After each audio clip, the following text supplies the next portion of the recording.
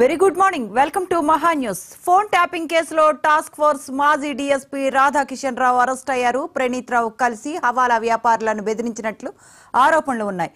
రాధాకిషన్ రావు ఇవాళ నాంపల్లి కోర్టులో హాజరుపరచనున్నారు పోలీసులు.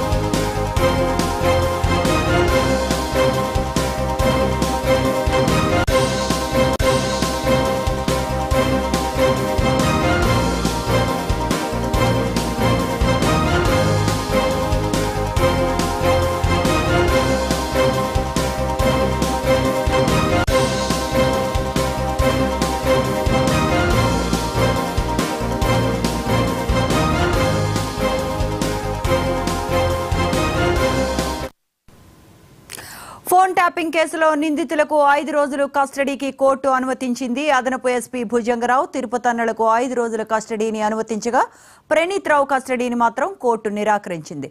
రేపటి నుంచి 5 రోజుల పాటు ప్రశ్నించేందుకు అనుమతినిచ్చింది.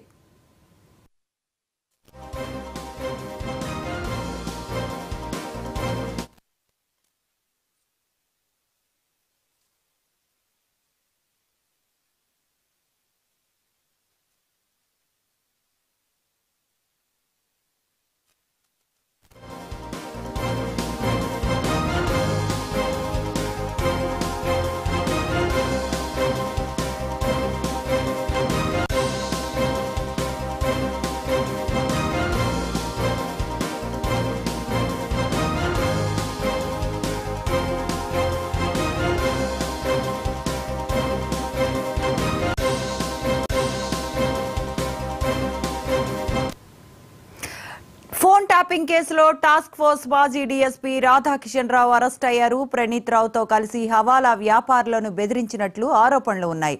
రాధాకిషన్ రావును ఇవాళ నాంపల్లి కోర్టులో హాజరుపరచనున్నారు.